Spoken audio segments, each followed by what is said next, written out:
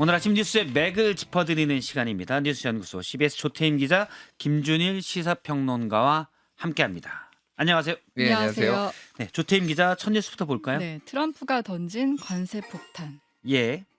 네, 어제 저희 뉴스쇼 방송 중에 갑작스럽게 속보가 전해졌었잖아요. 네. 트럼프 대통령 SNS를 통해서 밝힌 내용인데 한국 입법부가 미국과의 무역 합의를 지키지 않고 있다. 그래서 관세를 15%에서 25%로 다시 올리겠다는 건데 우리 정부는 이제 미국 정부로부터 사전에 설명을 듣지 못했기 때문에 어제 좀 굉장히 당혹스러운 모습을 보였어요. 전혀 그럴 낌새도 알 수가 없었다. 네. 갑작스러운 거긴 하죠. 네, 맞습니다. 그래서 정부는 지금 발언의 진위를 파악하기 위해 긴급 대책회의 열고 지금 캐나다 출장 중인 김정관 장관을 미국으로 보낸다고 하고요. 예. 그리고 여한구 통상본부장도 이제 미국에 갈 예정입니다. 그럼 지금 트럼프가 갑자기 이 관세 폭탄 던진 배경은 뭐냐? 트럼프 대통령의 관세 인상 이후로 국회를 지목했다는 점을 좀 주목을 해야 되는데요. 예. 지금 국회에 계류 중인 대미투자 특별법 처리 지연이지 그 배경이다 이렇게 지목이 되고 있습니다. 지난해 11월에 왜 한국이 3,500억 달러 대미 투자를 약속했었고 미국이 그 대가로 뭐 자동차 등 관세 25%에서 15%로 낮춘 거잖아요. 그래서 이제 국회에서 거기에 따른 투자기금 설치 등에 대한 그 규정, 그러니까 대미 투자 특별법을 발의를 했는데 문제는 이게 11월에 발의가 되고 12월에 예산 심사 있었고 또 여야 이제 필리버스터 문제로 또 충돌을 했었잖아요. 예. 그리고 또 이해훈 기획예산처 장관 후보자 인사청문회 전국이 이어지면서 이 법안에 대한 논의를 할 시간이 없었다는 거예요. 그래서 이 법안이 좀 후순위로 밀리면서 재경이 법안 소위에도 아직 회부되지 못한 상태입니다. 그래서 민주당은 지금 발등에 불이 떨어진 상태고요. 그래서 2월부터 법안 심의를 시작해서 2월 말 3월 초에는 이 법안 처리를 목표로 하겠다 이런 입장이고요. 재정법이기 때문에 공청회도 필요한데 이 공청회 좀 간이로 하는 방식으로 해서 예. 좀 속도를 내겠다 이런 입장입니다. 근데 그런데 예. 네. 잠시만 좀 여쭤보면 원래 미국과의 합의는 그러니까 대미 투자를 원활하게 할 수 있는 법을 발의만 하면 이 발의한 달에 첫날 1일부터 소급해서 관세를 낮추겠다. 이렇게 된 거잖아요. 네, 맞습니다. 뭐 통과가 돼야 된다. 이건 없었잖아요. 그래서 발의만 하면은 이제 관세 인하가 적용됐기 때문에 예. 우리 정부 입장에서 우리 뭐 국회나 정부도 좀 안심을 했던 상황인 거죠. 근데 지금 이게 발의만 됐다고 하면은 사실 투자로 이어지는 건 아니에요. 투자를 하기 위해서는 돈이 들어가는 거기 예. 때문에 그러니까 통과가 돼야지 미국 입장에서는 확실히 투자를 받는구나라고 할 수 있는데 지금 그게 진행되지 않으니까 이제 트럼프가 이런 압박을 했다. 이런 이런 분석이 나옵니다. 예. 근데 미국이 2주 전에도 과학기술정보통신부 앞으로 편지, 이 서한을 보냈다고요? 네, 그래서 이거 사전 경고 아니었냐 이제 이런 해석들도 있어요. 그러니까 미국 대사들이 명의의 서한이 지난 13일에 과기부 장관 앞으로 전달이 됐다는 건데 이 내용은 앞서 뭐 관세랑은 좀 다른 내용인데 예. 그 온라인 플랫폼법을 비롯해서 이 디지털 규제 이걸 이제 비관세 장벽이라고 하는데 이 부분에 대한 이제 미국의 우려가 담겼다는 거예요. 그러니까 한미 관세 협상 이후에 우리가 팩트 시트라는 거를 이제 예. 작성을 했잖아요. 거기 안에 이 디지털 서비스 분야에서 미국 기업을 차별하지 않아야 된다 이런 내용이 있는데 이제 최근 이제 국회에서 처리한 정보통신망법 개정이 이 미국 빅테크 기업들을 좀 불리한 거 아니냐 이제 이런 우려를 나타낸 것으로 보이고요. 또 일각에서는 이제 쿠팡 그 개인정보 유출 사태로 인해서 이제 한국 정부에서 대응하는 것들이 이제 온라인 플랫폼 규제 범화 이런 것들이 또 이런 미국에 대한 규제로 읽힌다 이런 것들이 좀 지적이 되고 있고요.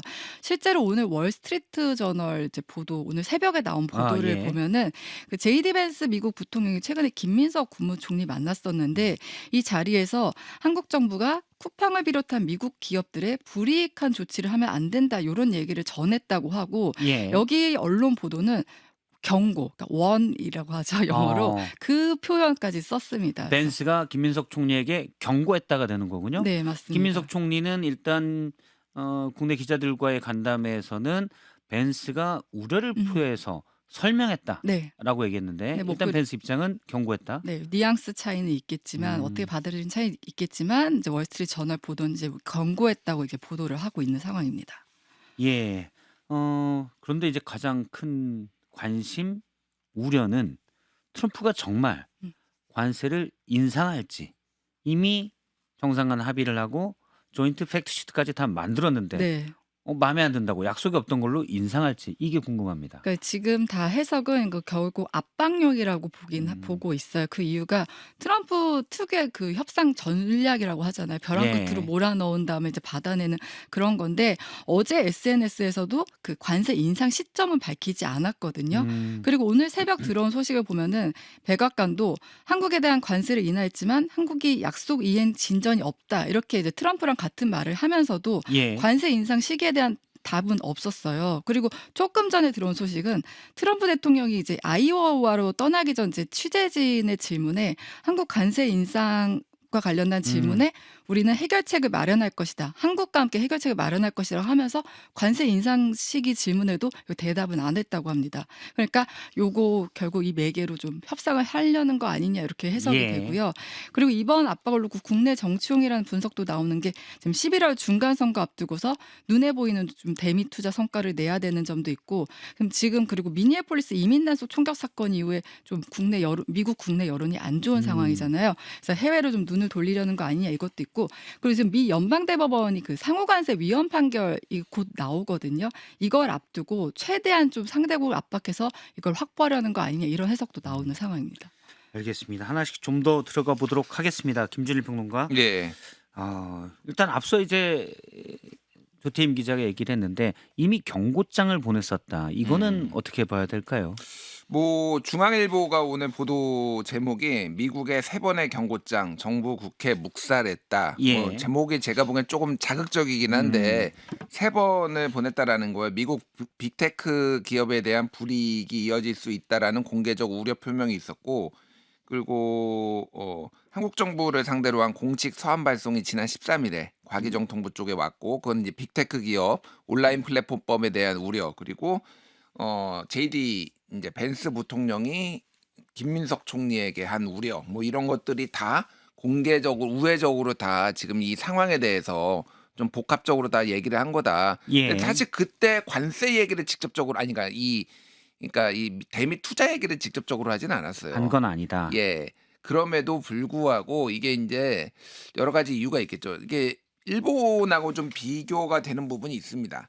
일본은 지난해 12월부터 미국과 투자처 선정을 위한 대미 투자 협의위원회를 지금 즉각 가동하고 있거든요. 예. 그런데 한국에서는 지금 특별법이 통과되지 않았다. 그리고 지금 상반기에는 좀 투자하기 어려운 거 아니냐 이러는 정부의 관계자의 얘기도 나오고 그건 이제 환율이 너무 올라서 예. 원래 당시 미국과 합의할 때는 환율이 너무 올라서 매년 200억 달러인데 이게 좀 채우기 어렵다. 그러면 그건 따로 논의한다. 이런 항목이 있었잖아요. 그렇죠. 음, 그래서 미국 재무장관이 우리나라 환율에 대해서 구윤철 장관 만나가지고 직접 언급도 했죠. 언급을 할 정도로 예. 우리나라의 펀더멘탈에 비교해서 환율 이거 너무 높은 거 문제 있다. 그게 이제 환율을 안정시키기 위해서 구윤철 장관이 구두 개입을 요청한 거일 수도 있지만은 예. 불만이 있는 거죠. 그러니까 너희 환율 이상해. 좀 워칭하고 있어. 뭐 이런 것도 있고 환율 핑계로 예. 돈 안 내려고 하는 거 아니야? 뭐 이런 거에 대한 압박일 수도 있고요. 근본적으로 그냥 저는 이 트럼프 치세는 그러니까 영구 협상이다. 뭐 이런 느낌이 강해요. 협상을 한 것도 의미가 없다. 예. 또 협상을 해야 될 일이 이번뿐만이 아니라 앞으로도 계속 올 수 있다. 대표적인 게 이제 그린란드 사건이잖아요. 그린란드에 우리가 이거 소유권 가져야 되겠다. 그러니까 이 미국 유럽의 8개국이 군대를 거기에다 파견을 하니까 너희 관세 25% 했다가 또 협의해 가지고 물러났습니다. 예. 타코라고 또 뭐 트럼프는 언제나 물러난다 이런 비판도 받았지만은 그냥 수시로 협상 카드로 계속 뺐다 넣었다 뭐 이렇게 되는 것 같아요.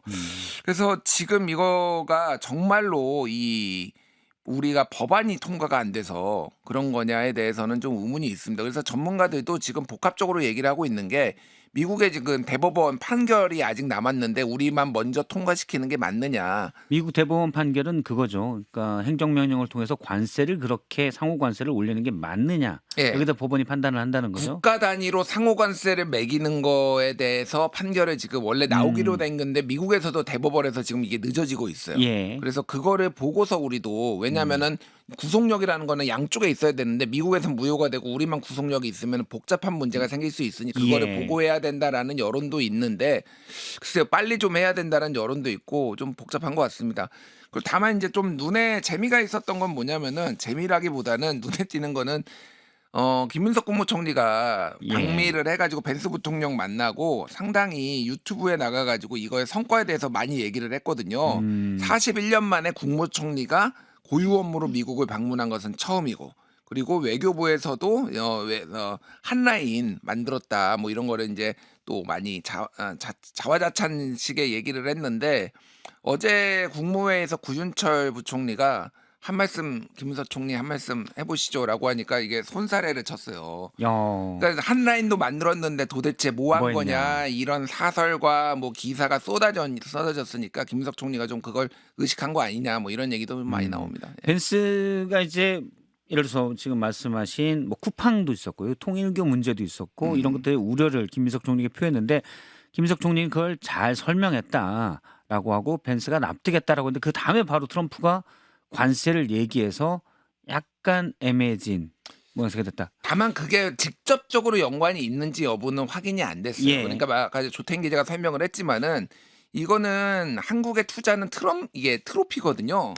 심지어는 트로피로 전시돼 있어요. 이게 그 저기 러트닉 상무장관의 정말. 방에는요. 예. 이게 어떻게 돼 있냐면은 유럽연합, 한국, 일본으로부터 투자받기로 한 금액을 이렇게 패널로 만들어가지고 아. 트로피처럼 딱딱딱 전시해 놓은 겁니다. 예. 그러니까 이게 돈이 지금 안 들어오면은 이게 무색해지는 거니까 돈 문제의 가능성도 좀 더 높지 않나? 그 개인적으로 그렇게 봅니다. 알겠습니다. 트럼프가 거래 기술이라고 책을 썼다는데 이 정도면 거의 협박의 기술이 아닌지 이렇게 보이고 이 부분은 잠시 뒤에 이미자 국회 재경위 위원장님 인터뷰가 예정이 됐고요. 또 김준영 조국혁신당 의원도 나오기 때문에 좀 더 거기서 또 여쭤보도록 하겠습니다. 두 번째 주제 볼까요? 오늘 김건희 1심 선고 생중계. 예.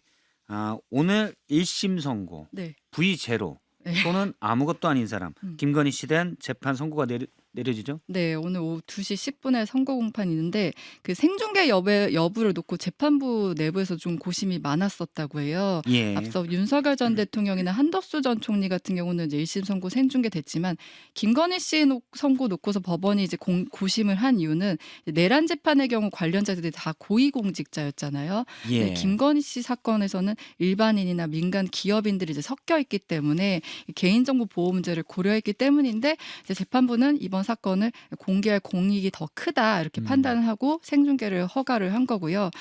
역대 영부인 가운데 피고인으로 이제 법정에 선 경우도 처음이지만 마찬가지로 영부인 선고 중계 역시 또 처음 있는 일입니다. 예. 네. 오늘 그 1심 선고에서 좀 눈여겨봐야 할 점 좀 보면은 재판부가 이제 판단한 혐의는 크게 세 갈래인데 도이치모터스 주가 조작, 그다음에 통일교로부터 금품 수수, 명태균 씨로부터 여론조사 제공받은 부분과 관련된 거예요. 우선 거기 이제 잠시만 말씀드리면 김건희 씨가 그것밖에 없어? 라고 할 수 있는 분들이 있는데 다른 혐의도 많은데 네, 맞습니다. 일단 1차 기소된 게 그 세 개 혐의라는 거죠? 네, 특검이 기소한 세 개 사건 중에 첫 번째 이제 재판인 거고요. 나머지 재판도 줄줄이 또 이어져 있죠. 있는 상황입니다. 예. 그 재판부가 이제 우선 이제 판단해야 될 거는 도이치모터스 주가 조작과 관련해서는 자본시장법 위반과 이제 연결이 되는데 2010년부터 2012년까지 권오수 전 회장 등과 공모해서 이제 시세를 조종하고 8억 원 넘는 이제 부당 이익을 챙겼다 이 혐의고요. 그리고 통일교 금품 수수 의혹은 이제 건진법사 전성배 씨와 공모해서 통일교 측 민원 뭐 예를 들면은 뭐 캄보디아 건도 있고 예. 뭐 YTN 인수 건도 있고 이것과 관련해서 뭐 그 대가로 명품 가방 뭐 다이아몬드 목걸이 등 8천만 원 상당의 금품을 받았다 이런 거고요. 이건 특가법상 알선수재 혐의 적용되는 것이고요. 예. 그 명태균 그 여론조사 의혹은 대선 전에 그 명태균 씨로부터 2억 7천만 원 상당의 여론조사를 무상으로 제공받고 그 대가로 이제 공천에 개입했다. 그래서 정치자금법 위반 혐의입니다. 이번에 이제 1심 선고에서 좀 핵심 쟁점은 주가 조작 과정에서 손실 보전의 사전 약속이 있었는지 이거 이제 판단하게 되고요. 이제 무상 여론조사가 정치자금에 해당되는지 그리고 6천만 원 상당의 그라프 목걸이를 실제로 받았는지 뭐 이런 것들 이제 판단하게 되는 겁니다. 예. 김씨 측이 이제 샤넬 가방을 인정을 했지만 목걸이 수수는 이제 부인을 해왔거든요. 특검은 이 세 가지 묶어서 총 15년을 구형했는데 윤석열 전 대통령의 체포방해 혐의로 이제 1심에서 실형 선고받았기 때문에 오늘 결과에 따라 이제 전직 대통령 부부가 나란히 1심 실형이라는 좀 전례 없는 사례가 이제 나올 수 있는 상황이고요. 예. 특히 이제 김건희 씨 사건은 윤 전 대통령 정치자금법 위반 이제 재판과도 좀 맞물려 있어요. 만약에 이제 김 씨에게 유죄가 선고되면은 사실상 공범 관계로 지목된 윤 전 대통령 이제 법적 책임도 이제 더 탄력을 받을 수 있다 이런 이제 얘기 나오는 상황입니다. 예. 오늘 국민의힘 권성동 의원 그리고 윤영호 전 통일교 세계본부장에 대한 1심 선고도 예정이 돼 있죠. 네, 그래서 오늘을 슈퍼 선고데이라고도 아. 하더라고요. 그러니까 김건희 씨가 아까 2시 10분이라고 했잖아요. 근데 오후 3시에 그 통일교 전 세계본부장 윤영호 씨 그리고 오후 4시에 국민의 권성동 의원에 대한 선고가 차례로 진행됩니다. 윤영호 전 본부장 같은 경우는 통일교 현안 관찰하기 위해서 이제 정관계 금품을 제공했다는 혐의고 권성동 의원은 그 20대 대선 당시 통일교로부터 이제 조직적인 지원을 받은 이제 대가로 뭐 불법 정치자금 1억 원 받은 혐의 이런 거 이제 받고 있고요. 특검은 이제 두 사람 모두에게 징역 4년을 구형한 상태입니다. 예. 김준일 평론가. 예. 예. 오늘 재판에서 눈여겨 볼 점들 앞서 이제 조태임 기자가 잘 설명해 줬지만 한 번 더 짚어 준다면 그러니까 김건희 씨에 대해서는 15년 구형했잖아요. 예. 그러면은 이제 10년 이상이 만약에 나오려면은 도이치모터스 주가 조작이 좀 관건인 것 같아요. 그 왜 그러냐면은 그러니까 도이치모터스 주가 조작은 처음에 검찰에서는 불기소했고 근데 그게 이제 잘못됐다. 누가 봐도 좀 이게 그동안에 이제 이 사전 인지를 하고 그거를 예. 주도적으로 이 참여했다라는 거가 지금 나왔잖아요. 처음 불기소한 건 윤석열 정부 검찰에서 불기소했었죠. 예, 그렇죠. 불기소했습니다. 그러니까 제가 말하는 건 뭐냐면은 그러면 이제 이게 단순히 전주가 아니라 이게 주범이라는 게 입증이 돼야 되는 거예요. 전주들 같은 경우에는 다 뭐 이제 집행유예를 받았고 심지어는 권오수 전 도이치모터스 회장도 이게 징역 3년에 집행유예 4년을 받아서 집행유예예요. 근데 이거를 뛰어넘게 그러면 이 주범들보다 더 세게 예. 이를테면 더 이게 5억 원 이상을 받을 경우에는 뭐 징역이 좀 높아질 수가 있는데 그 이익이 이거를 이렇게 재판부가 할 만한 근거가 있느냐. 그리고 그 전에 나왔던 집행유예 받았던 사람하고 비교해 봤을 때 그 정도로 이제 세게 나올 만한 근거가 있느냐 이게 좀 관건인 것 같아요. 그래서 이제 징역 5년 이상이 나와서 10년 요 사이가 될 것 같은데 그게 이제 도이치모터스를 어떻게 보느냐 이 부분은 이게 좀 최대 관건이 될 것 같고 예.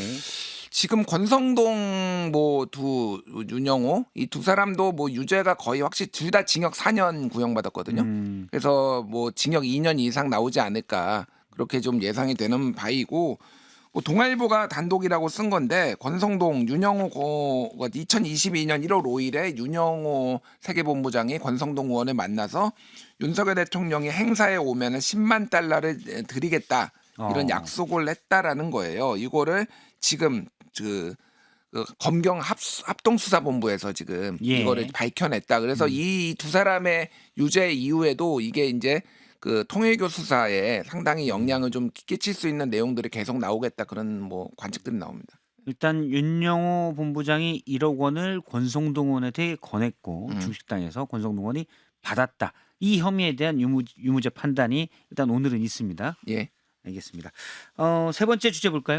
느린 국회 때문에 속 터진다는 대통령. 예, 이재명 대통령이 국무회의에서 국회가 너무 느려서 네. 일을 할 수 없다.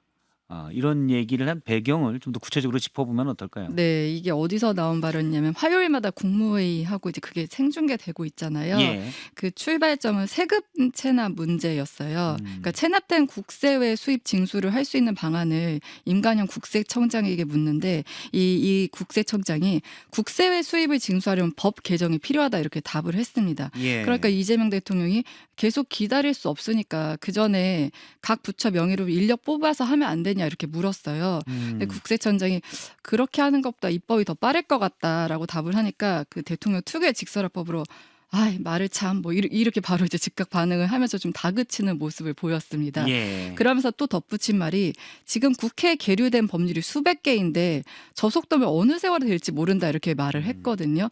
그러면서 이제 행정은 속도가 중요하다 이런 말들을 덧붙였는데 이 발언은 면전에서는 국세청장을 다그친 것처럼 보이지만 이 법 개정을 좀 느리게 하고 있다는 국회도 좀 질타한 것으로 보여요. 예. 어제 국세청장에게 속도 속도를 강조하면서 구체적인 입법률 수치도 제시했는데 정부 출범 8개월이 다 돼가는데 정부의 기본적인 정책 방침에 대한 입법조차도 20%밖에 안 된다 이렇게 수치를 제시를 했거든요. 근데 또 어제 상황이 저희 앞서 트럼프 대통령 그 관세 인상 압박과 맞물려서 거기서도 이제 한국 입법부를 언급했잖아요. 대미투자특별법을 왜 빨리 승인 안 하냐 네, 이거였죠. 맞습니다. 이제 그런 것과 맞물리면서 국회를 질타한 거 아니냐 이렇게 보이고 또 이 메시지는 대국민 메시지도 있습니다. 그러니까 세금 체납에 대해서 엄중히 다룰 것이다 이런 메시지도 보낸 것으로 보이고, 근데 제가 좀 찾아보니까 이 대통령이 최근에 입법 속도에 대한 얘기를 좀 반복적으로 하는 상황이더라고요. 예. 20일 수석보좌관 회의 때도